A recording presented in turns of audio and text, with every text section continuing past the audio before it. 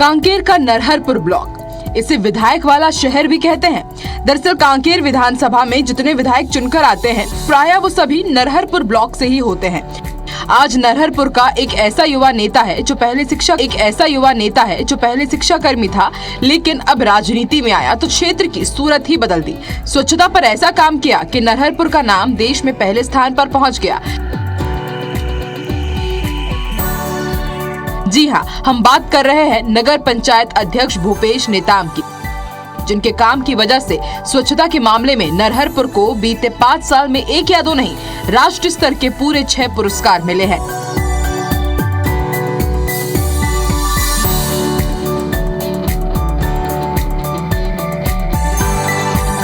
नरहरपुर 1 लाख की आबादी वाला देश का पहला ऐसा नगर पंचायत है जो ODF होने के साथ साथ बेस्ट सिटीजन फीडबैक मामले में भी देश का अव्वल नगर पंचायत है। इतना ही नहीं, यहाँ की महिला स्व सहायता समूह की महिलाएं गीले कचरे से खाद, लकड़ी, छेना बनाकर व्यवसाय भी कर रही हैं। समूह की एक सदस्य बताती है कि इससे वो 2 लाख ज्यादा कमा चुकी है। सूखे कचरे के कबाड़ भी 1 लाख से ज्यादा का बिक चुका है।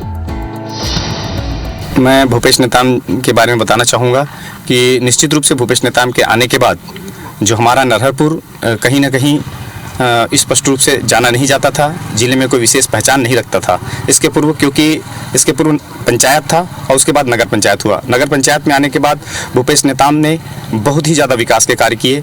निश्चित रूप से उनका विकास का कार्य मैदान के रूप में, प्रतीक्षा बस स्टैंड के रूप में और विभिन्न सीसी रोड और निर्माण के कार्य में काफ़ी अच्छा उन्होंने काम किया।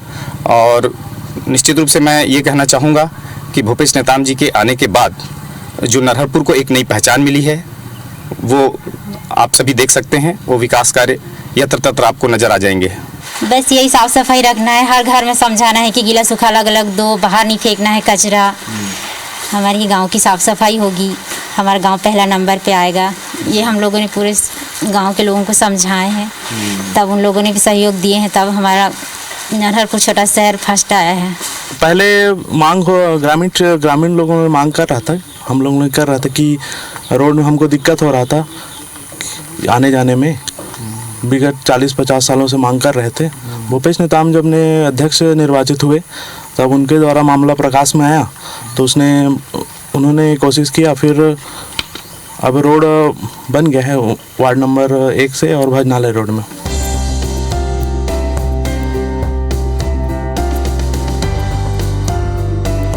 नरहरपुर ब्लॉक को 10 साल पहले नगर पंचायत का दर्जा मिला। साल 2015 में जब दोबारा नगर पंचायत अध्यक्ष का चुनाव हुआ तो भाजपा को बड़ी जीत मिली।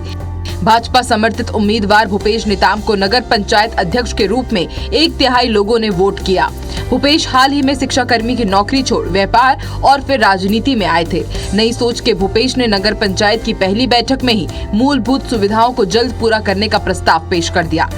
सड़क, नाली, पानी की व्यवस्था, तालाबों के सौंदर्यीकरण, खेल मैदान का निर्माण, कॉलेज को नगर पंचायत नरहरपुर के प्राथमिकता में ला दिया।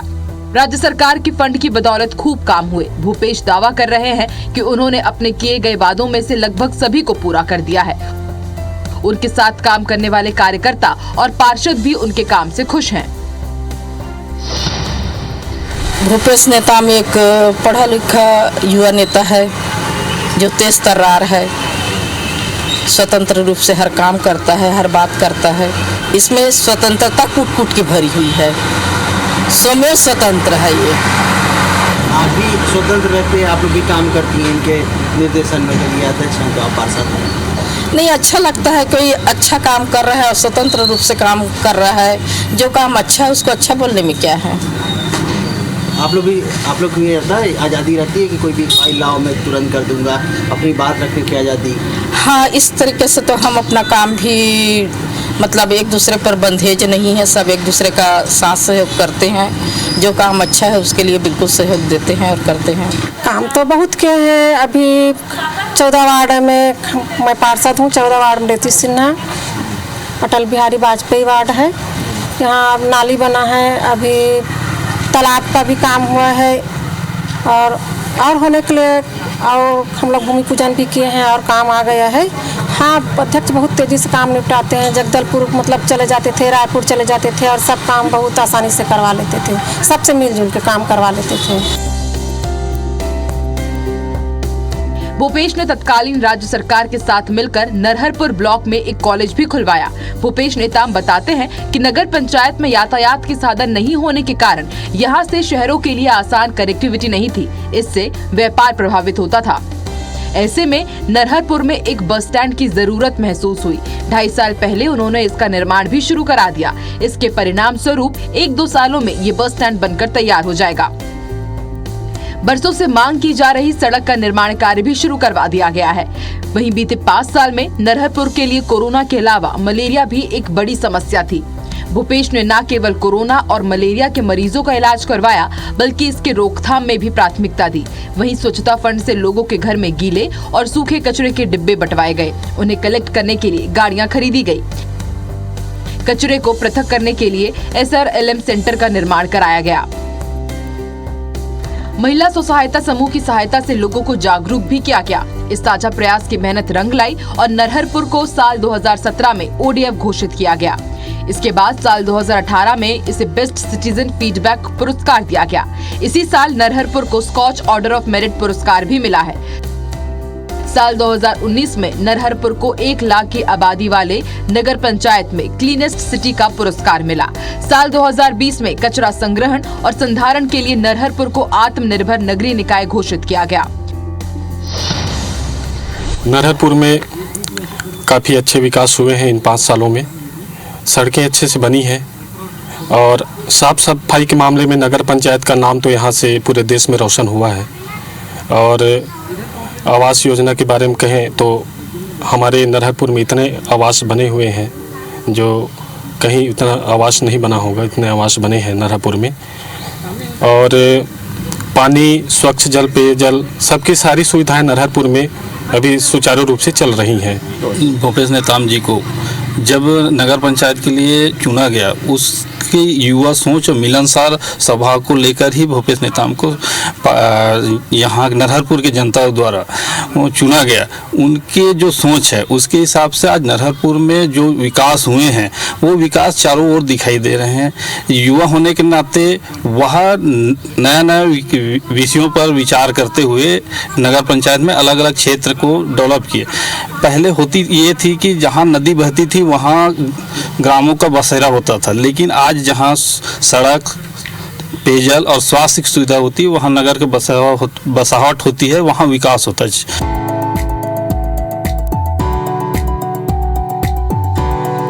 महज 33 साल के भूपेश नेताम अपने नरहरपुर नगर पंचायत को एक बड़े व्यापारिक केंद्र के रूप में देखना चाहते हैं। भूपेश का मानना है कि अगर शहर में व्यापार बढ़ेगा तो शहर आर्थिक दृष्टि से मजबूत होगा। भूपेश का फिलहाल नगर पंचायत अध्यक्ष के रूप में कार्यकाल पूरा हो चुका है, लेकिन वो अब भी नगर पंचायत के विकास कार्यों के लिए सक्रिय रहते हैं। बस्तर की पहचान अब स्वच्छता से भी होती है। उत्तर बस्तर में कांकेर जिला के नरहरपुर ब्लॉक में यहाँ पर जो स्वच्छता का काम हो रहा है, इससे राष्ट्रीय स्तर के 6 अवार्ड मिल चुके हैं और ये सारा कुछ बदौलत है नगर पंचायत अध्यक्ष भूपेश नेताम की वजह से। आज इन्हीं से इन सब तमाम विषयों पर चर्चा करेंगे। भूपेश नेताम जी, हमारे अचीवर कार्यक्रम में आपका स्वागत है। सबसे पहले दूसरा यही सवाल सबसे बड़ा उठता है कि कैसे आखिर एक आदमी 34 साल का युवा नरहरपुर ब्लॉक का अध्यक्ष बनता है और उसके बाद स्वच्छता के 6 अवार्ड मिल जाते हैं। भैया, सबसे पहले विषय होता है एक आदमी से कुछ नहीं हो सकता। टीम वर्क सबसे बड़ा वर्क होता है। तो हमारा सबसे पहला प्रयास ये था कि हमारे नगर पंचायत के जो कर्मचारी हैं, अधिकारी हैं, साथ ही साथ हमारे जो महिला समूह हैं जो सफाई का काम देखती हैं, और आपके महत्वपूर्ण हमारे नगर के जो लोग हैं, यदि हम एक साथ मिल के काम करें तो सीधी सी बात है हम इस स्वच्छता के बहुत सारी चीज़ को अचीव कर सकते हैं। तो सबसे पहले हमने प्रयास किया कि हमारे नगर के जितने लोग हैं, वरिष्ठ हैं, उनसे हम चर्चा करें। चर्चा करने के बाद हम विषय को रखें कि स्वच्छता हमारे लिए कितना महत्वपूर्ण है। हमारा नगर स्वच्छ रहेगा तो कहीं ना कहीं स्वास्थ्य रूप से हमारे नगर को ही बेनिफिट होगा, फायदा होगा। क्योंकि आप जानते हैं बस्तर में रहते हैं और ये आपका मलेरिया वाला एरिया है, मच्छर बहुत है और मच्छर गंदगी में ही होता है। तो जब से ये चीज़ हमारा स्वच्छता वाला कार्यक्रम की आपको बताना चाहूँगा, मलेरिया के केस बहुत ही कम हो गए हमारे नगर में, ये सबसे पहला महत्वपूर्ण था। और इसमें भूमिका निभाई हमारी दीदियों ने, जो घर घर जाके कचरा उठाती हैं। एक आपको तो ज्ञात ही होगा कि नीला डिब्बा और आपका हरा डिब्बा, तो दो यहाँ पे व्यवस्थाएं की गई सरकार द्वारा।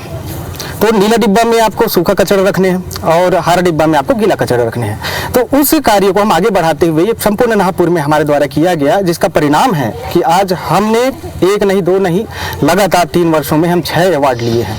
पोस्ट ग्रेजुएट हैं आप, उसके बाद से आप शिक्षा कर्मी की आपने नौकरी की, क्या ऐसा वाकया हो गया कि आपको राजनीति में उतरना पड़ा? भैया सबसे पहले मैं आपको बताना चाहूँगा कि मुझे नौकरी करने का बड़ा भी शौक नहीं था। हमारे यहाँ मामा जी IAS रहे, हमारे यहाँ मम्मी पापा दोनों टीचर, और शुरू से मैं दोनों को लाइफ देखा अधिकारी है, लेकिन समय नहीं है, यहाँ पे समय है तो पैसा नहीं है। तो मैं शुरू से मेरा इंटरेस्ट आया कि मैं बिजनेस करूँगा।